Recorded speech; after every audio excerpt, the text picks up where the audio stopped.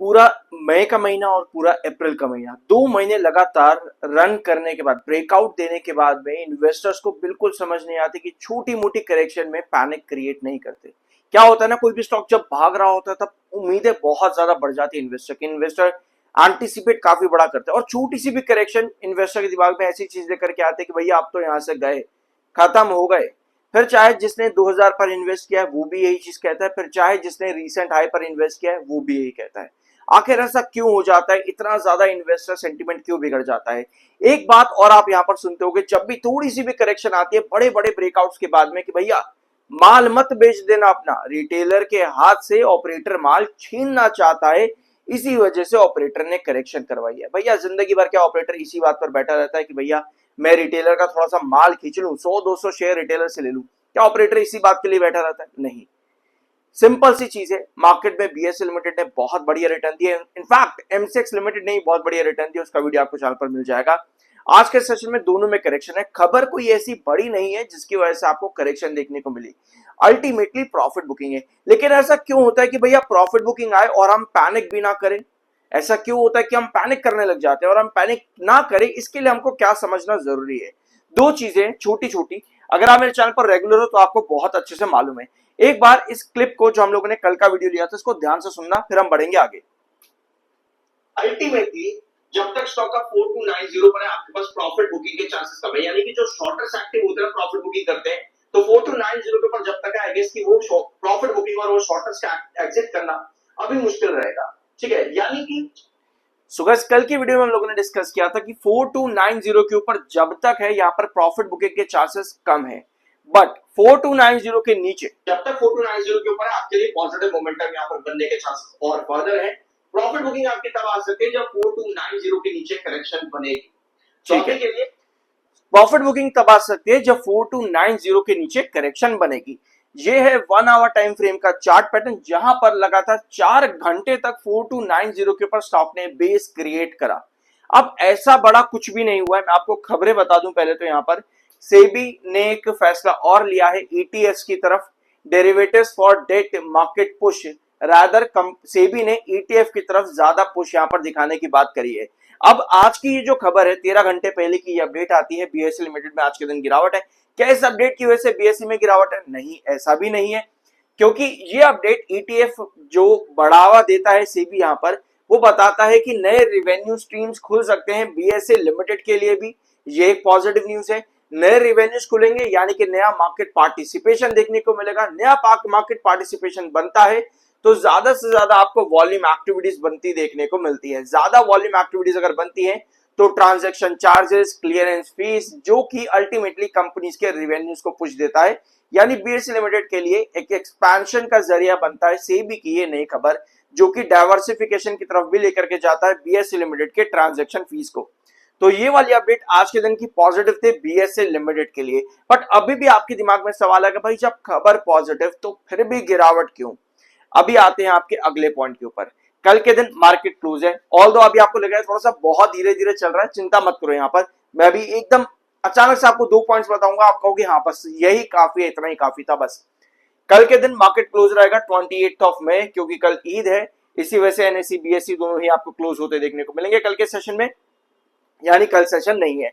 इसके साथ में कंपनी ने आज और कल 2 डेट्स और आपको यहां पर बताई हैं। 29 मई को तो एक कंपनी की इन्वेस्टर मीटिंग है ही, यानी फ्राइडे का दिन इन्वेस्टर के लिए बहुत ज्यादा इंपॉर्टेंट है।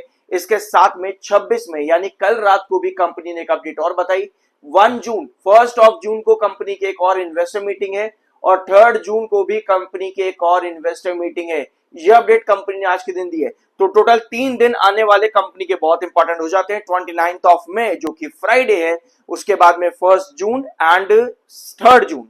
ठीक है, ये 2 दिन भी आपके लिए बहुत ज्यादा इंपॉर्टेंट हो जाएंगे। तो अब मार्केट खुलेगा फ्राइडे को, यानी कि 29 मई को, जहां पर आपकी इन्वेस्टर मीटिंग है। तो कल का फ्राइडे का दिन इंपॉर्टेंट है। उसके बाद में मार्केट खुलेगा आपका 30, 31 सैटरडे एंड संडे 1 जून को, तो 1 जून भी इंपॉर्टेंट है। उसके बाद में वेडनेसडे 3 तारीख भी आपके लिए इंपॉर्टेंट रहेगी।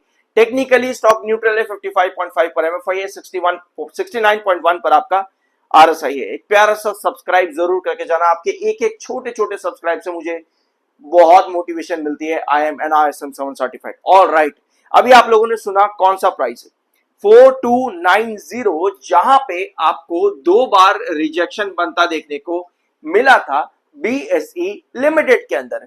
कल के वीडियो में हम लोगों ने डिस्कस किया कि इस प्राइस के नीचे गिरावट आपको प्रॉफिट बुकिंग इंडिकेट कर सकती है। अब ये गिरावट आखिरकार आई क्यों है यहां पर बीएसई लिमिटेड के अंदर?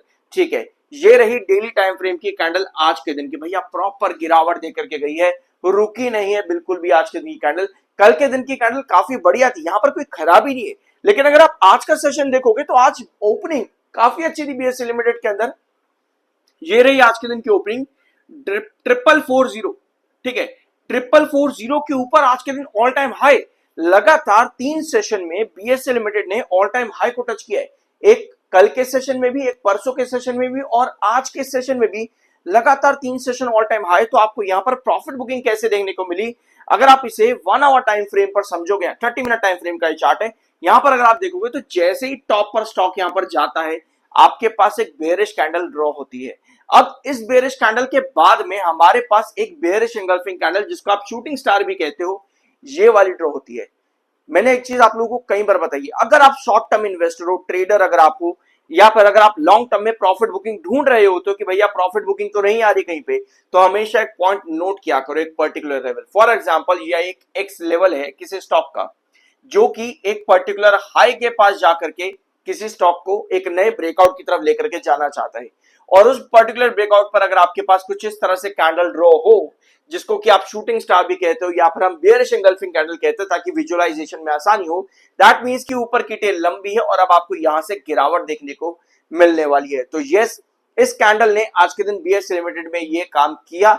यहां पर आपकी ड्रॉ होती है बेयरिश एंगल्फिंग कैंडल, उसके पहले एक बुलिश एंगल्फिंग कैंडल ड्रॉ होती है, यानी कि पहले के 1.5 घंटे शुरुआत के, आज के 1.5 घंटे शुरुआत के पहला 30 मिनट ये रहा, अगला 30 मिनट बुलिश एंगल्फिंग कैंडल, ये आपको वापस रिकवरी करवा देता, लेकिन उसके अगले ही 30 मिनट की कैंडल आपको बेयरिश एंगल्फिंग के अंदर ड्रॉ होती देखने को मिली, जिसके बाद ये गिरावट रुकी नहीं है, क्योंकि यहां पर भी एक और बेयरिश एंगल्फिंग कैंडल आपके पास ड्रॉ हुई। जब भी आप एक लॉन्ग टर्म ब्रेकआउट दिए हुए स्टॉक के अंदर एंट्री कर रहे हो, आपको हमेशा अलर्ट रहना चाहिए, ये चीज देखते हुए कि भैया 4290 जैसे ये एक ट्रेंड है, जब तक इसके ऊपर है दैट मींस कि आपको प्रॉफिट बुकिंग होती देखने को नहीं मिलने वाली, क्योंकि ये एक पर्टिकुलर रिजेक्शन था जिसने की बेस क्रिएट करा था 4290 को। लेकिन जैसे ही 4290 को क्रॉस किया, वहां आपको प्रॉफिट बुकिंग देखने को मिली। यानी आज के सेशन में एक बार फिर से 4290 आपका रिजेक्शन बना है, जो कि कहीं ना कहीं पॉसिबिलिटी इंडिकेट करता है कि अगले सेशन में मैं वापस से कोशिश करूंगा 4290 के पास आने की। तो बेयरिश एंगल्फिंग कैंडल बनने की वजह से आपको यहां पर गिरावट देखने को मिली, जो कि इंडिकेट कर रही थी कि स्टॉक में प्रॉफिट बुकिंग है। दैट्स इट, यही होता है एक important game on chart pattern. Bullish engulfing candle, bearish engulfing candle, जब आप बड़े ब्रेकआउट्स के पास जा चुके हो तो ये 2 कैंडल्स पर नजर होनी बहुत ज्यादा जरूरी है। और अगर हम यहाँ पर 1 आवर टाइम, ये भी 30 मिनट टाइम फ्रेम का ही चार्ट है, 30 मिनट टाइम फ्रेम का थोड़ा सा जूम आउट किया मैंने वाला चार्ट, और फ्राइडे के दिन की मेरे पास पॉसिबिलिटी वापस से आती है, कहीं ना कहीं 4290 की तरफ मैं वापस से आने की कोशिश करूंगा। रीजन क्या है कि भैया आज के दिन के आखिर की 30 मिनट टाइम फ्रेम की कैंडल कहीं ना कहीं ब्लॉक कैंडल ड्रॉ कर रही है। ओवरऑल मेरे पास और सेलिंग कैसे आ सकती है? मुझे पॉसिबिलिटी लगती है कि फ्राइडे के दिन वापस से 4290 की तरफ टच करने की कोशिश करेगा। आज के दिन प्रॉफिट बुकिंग आई है 4290 के नीचे गिरते ही, बट अगर फ्राइडे को 4290 टच करने की कोशिश करता है तो वहां पर कहीं ना कहीं बेयरिश एंगल्फिंग कैंडल अगर बनती है, दैट मींस कि वो रिजेक्शन फेस कर रहा है।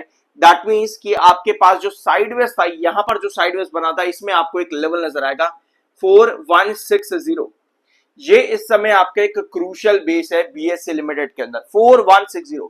ब्रेकआउट ऑलरेडी काफी ज्यादा बढ़िया दिया हुआ है, तो यस, करेक्शन अल्टीमेटली आना एक नॉर्मल और एक कॉमन चीज होती है, तो उसके लिए थोड़ा सा अलर्ट यहां पर होना पड़ेगा शॉर्टर्स को। डेफिनेटली वो यहां पर अलर्ट रहेंगे।